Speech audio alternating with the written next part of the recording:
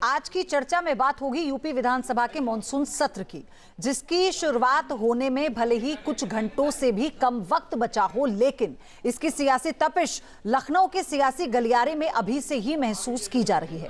Monsoon सत्र से पहले आज यूपी सरकार ने सर्वदलीय बैठक बुलाई है। इस बैठक का एजेंडा विधानसभा को सुचारू रूप से चलाने का है, लेकिन जिस तरह से राम मंदिर और पेपर लीक का मुद्दा विपक्ष पहले से उठा रहा है, उससे यही लगता है कि संसद की तरह यूपी विधानसभा का सत्र भी हंगामेदार होगा। ऐसे में जब 2017 महीने बचे हैं, इसे लेकर क्या है समाजवादी पार्टी और बीजेपी की तैयारी, इसी पर आज बात होगी। हमारे साथ पैनल भी होगा।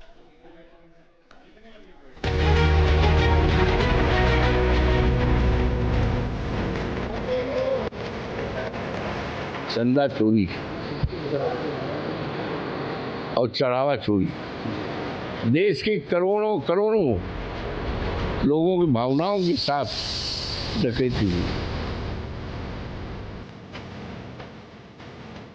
राम राम जपियो रे सब माल हरपियो।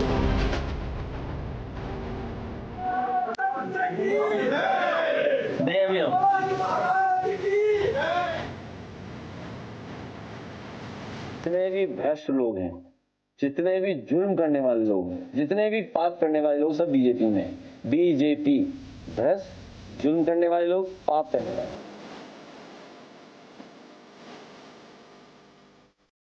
2 करोड़ की एक जमीन खरीदी गई, वो भाजपा के मेयर थे। 10 मिनट बाद 18 करोड़ में वो ट्रस्ट है। कितना हुआ? 9 गुना का फर्क। एक मामले में जमीन कम दाम पे 20 लाख में खरीद कर कुछ ही देर में 2.5 करोड़ में बेच दी गई।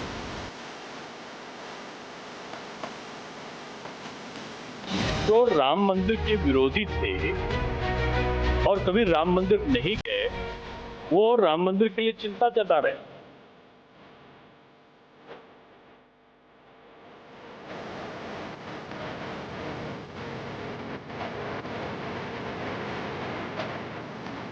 एसआईटी ने अपनी सिफारिश ट्रस्ट को भेज दी। ट्रस्ट ने उसके अनुसार एफआईआर दर्ज करवाई, कार्रवाई हो गई।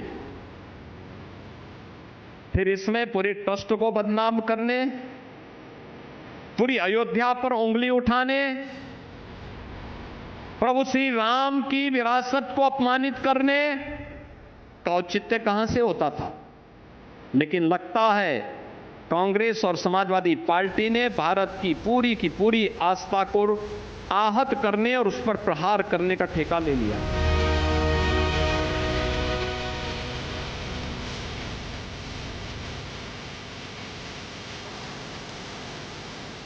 तो मेहमानों का परिचय आपसे करवा दूं। एसएन सिंह है, भारतीय जनता पार्टी के प्रवक्ता हमारे साथ हैं। तारिक खान समाजवादी पार्टी के प्रवक्ता हैं, पक्ष रखेंगे। यश श्रीवास्तव कांग्रेस से हमारे साथ जुड़ चुके हैं। तारिक खान, आप भी से शुरुआत करते हुए, तो क्या इस बार विधानसभा के मॉनसून सत्र में चुनाव से पहले हम बेरोजगारी, हम कानून व्यवस्था और ऐसे महंगाई जैसे मुद्दों को छोड़ के अब क्या सिर्फ एक राम मंदिर का नाम ही सुनाई देगा, चढ़ावे का मुद्दा ही सुनाई देगा? नहीं, राम मंदिर तो अहम मुद्दा है जो चंदा चोरी हुई है, लेकिन उसके साथ साथ आज अखिलेश जी ने कहा कि हम महंगाई और तमाम मुद्दे जो पेपर लीक यूपी में हुए हैं वो मुद्दा हम उठाएंगे। जिस तरीके से पेट्रोल डीजल और हर चीज के दाम बढ़े हैं वो मुद्दे हम उठाएंगे। किस तरीके से ये जनता के जो काम है जो इन्होंने वादे किए थे वो, किस तरीके से स्कूल्स जो बंद किए इन्होंने 26,000, वो मुद्दे उठाएंगे। तो सिर्फ जनता से जुड़े हुए जितने भी मुद्दे हैं वो हमारे विधायक विधानसभा में उठाएंगे, और जिसमें से प्रमुखता से जो पेपर लीक का मामला है वो भी उठाएंगे। क्योंकि जो पेपर लीक कांस्टेबल भर्ती यूपी में हुई, जिसका पेपर लीक हुआ, उसका जो ठेका दिया जिस कंपनी को, उसका नाम है एडुटेस्ट। वो एडुटेस्ट कंपनी 2017 में ही बैन कर दी गई थी बिहार में, और उसके जो मालिक थे वो बेल पे थे, जेल में थे।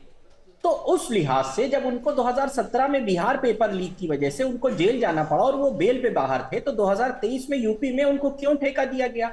क्योंकि वो गुजरात के हैं, उनके रिश्ते पीएम मोदी साहब से हैं। इस वजह से यूपी का एग्जाम कराने के लिए एक ब्लैक लिस्टेड कंपनी को यूपी में ठेका दिया गया, और उसके जो मालिक हैं आर्या साहब, वो अमेरिका चले। अब उनके घर बुलडोजर तो जाएगा नहीं, क्योंकि बुलडोजर में तेल खत्म हो जाता है। गरीबों के घर बुलडोजर जाने के लिए उसमें बैटरी लग जाती है, इलेक्ट्रिक इंजन लग जाता है। लेकिन ऐसे जो माफिया जो जेंजी का भविष्य खराब कर रहे हैं, उनके घर दोनों स्टेट में इन्हीं की सरकार है मैम। गुजरात में भी इनकी सरकार है, यूपी में भी इनकी सरकार है, लेकिन ठीक वहां है। इनका बुलडोजर नहीं मैं जाएगा। एसएन सिंह से इस पे वो जवाब फिसड्डी लूंगी, है। लेकिन तारिक खान, अब तो कानून बन गया है, उसमें प्रावधान आ गए हैं, सख्त प्रावधान आ गए हैं, सजा को लेकर, जुर्माने को लेकर, कैंसिलेशन को लेकर, टेंडर कैंसिलेशन को लेकर भी।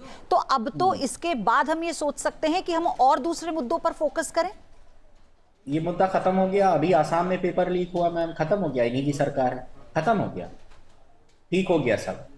ये कानून बनाने से, बाबा साहब ने जब कानून बनाया था अपने संविधान सभा के आखिरी भाषण में, बाबा साहब ने ये बात कही थी मैम कि कानून चाहे जितना सख्त बना लो, उसके इम्प्लीमेंट करने वालों की नीयत नहीं होगी तो वो इम्प्लीमेंट अच्छा नहीं हो पाएगा। आप कानून बनाते जाइए, और कानून का इम्प्लीमेंटेशन किस स्तर पे हो रहा है। 24 में एक कानून बनाया था इन्होंने मैम पेपर लीक पे, इसका मतलब है जानबूझ के हल्का कानून बनाया था 24 में। मुझे ये बात समझ में नहीं आती। आप ही की सरकार, आप ही ने 24 में कानून बनाया, तब भी पेपर लीक हो रहे थे, 100 पेपर लीक हो चुके थे। तो नहीं, ये बात मैंने इसलिए पूछी क्योंकि समाजवादी पार्टी जिस तरह से मॉनसून सत्र में अभी सदन के बाहर विरोध कर रही थी, उन्होंने कहा कि भाई हम तो राम मंदिर चढ़ावा चोरी का भी करेंगे और पेपर लीक का भी करेंगे।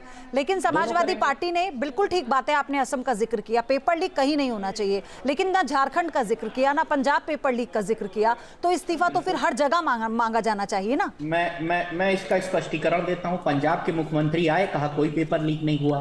ऐसे ही आते प्रधानमंत्री कहते कि कोई पेपर लीक नहीं हुआ। धर्मेंद्र प्रधान शुरुआत में कहे कोई पेपर लीक नहीं हुआ, खत्म कर देते, बात ही खत्म हो जाती, मुद्दा ही खत्म हो जाता। क्यों माना कि पेपर लीक हुआ? आप जेल भेज दीजिए। नहीं, अगर पेपर लीक हुआ है तो माना, अगर नहीं मानते तो आप लोग कहते मान ही नहीं रहे हैं, अब तो इस्तीफा तक हो गया ना भाई। देखिए उपलब्धि क्या है सिस्टम में, एक शिक्षा मंत्री का इस्तीफा हुआ, एक नया कानून लाया गया प्रावधान कर, ठीक है, उसी की मांग आप लोग की प्रमुख मांग यही थी। खैर, बहरहाल मैं इस मुद्दे पर इसलिए जाना नहीं चाहती। 10 सेकंड आपके पास, आप केंद्र सरकार में ही, आपके पास तमाम पावर्स हैं, आप राज्य के खिलाफ उनको इस्तेमाल करिए। समाजवादी पार्टी रोक नहीं पा रही है क्या आपको? ठीक है, सिर्फ इतना है कि ठीक है, फेयर इनफ। एसएन सिंह से मैं इस पर जवाब लूंगी, लेकिन मैं नहीं चाहती कि हम इस पेपर लीक वाले मुद्दे पे भटकर, क्योंकि अब उत्तर प्रदेश की जनता के हित की बात सुनना चाहती हूं मैं आप लोगों से यहाँ पर कि क्या आप लोगों की रणनीति है। एसएन सिंह, जवाब दीजिए जो तारिक खान कह रहे हैं इसका। कैसे आप लोग विधानसभा के सत्र को सुचारू रूप से चला पाएंगे? विपक्ष ने घेरने की सरकार को पूरी तैयारी कर ली है।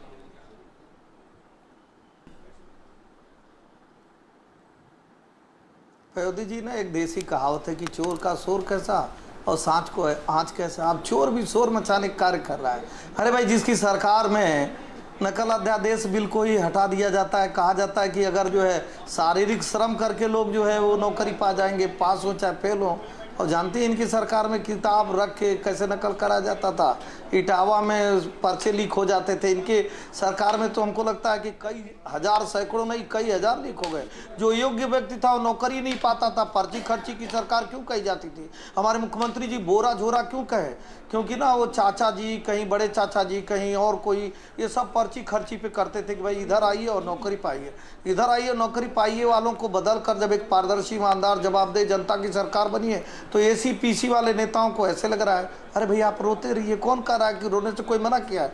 आप देखिए पयोधी जी, हमारे मुख्यमंत्री जी वर्तमान में लगभग 200 विधानसभाओं का दौरा कराए, बहुत सारे जिलों में जाके वहाँ पे कई हजार करोड़ की योजनाओं का शिलान्यास और लोकार्पण करके आ गए। और एसी पीसी वाले नेता आप भी लगे हैं। भैया जो माफिया है, खुदे नकलची है। पूर्व मुख्यमंत्री स्वर्गीय मुलायम सिंह जी ने कहा कई लोग जो है ना वो पढ़ते लिखते नहीं है, तो नहीं नकल करेंगे तो कैसे पास होंगे। तो उन्होंने कानून बदल दिया। उन्होंने कहा शारीरिक रूप से बहुत सारे लोग मजबूत होते हैं, वो पुलिस में भर्ती हो जाएंगे।